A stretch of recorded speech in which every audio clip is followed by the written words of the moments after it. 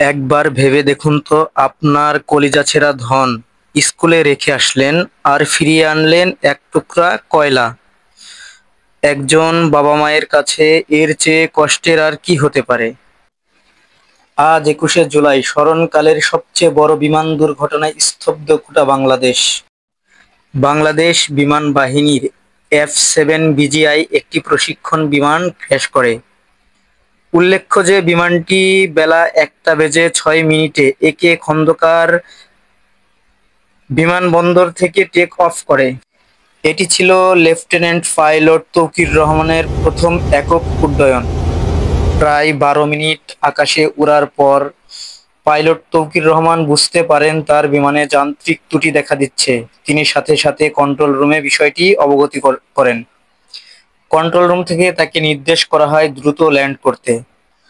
এরপর কন্ট্রোল রুমের সাথে পুরোপুরি সংযোগ বিচ্ছিন্ন হয়ে পাইলট তৌকির রহমান বুঝতে পারেন তার হাতে হয়তো বেশি সময় নেই।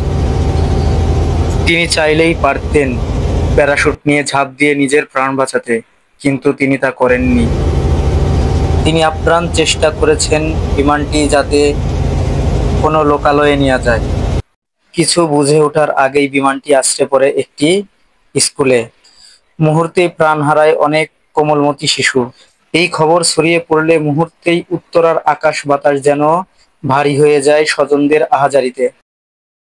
ঘটনাস্থলে প্রাণ হারায় পাইলট সহ মোট 20 জন এবং গুরুতর আহত হয় 171 জন।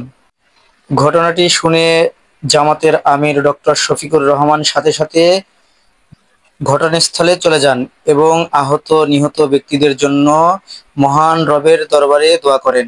সেই সাথে তিনি বলেন, আমাদের যতটুকু সমর্থ আমরা তাদেরকে সাহায্য করব। হে মহান রব, যারা এই দুর্ঘটনায় নিহত হয়েছেন তুমি সবাইকে জান্নাতের উচ্চতর স্থান দান করুন, আর যারা আহত হয়েছে তাদেরকে দ্রুত শেফা দান করুন। আমিন।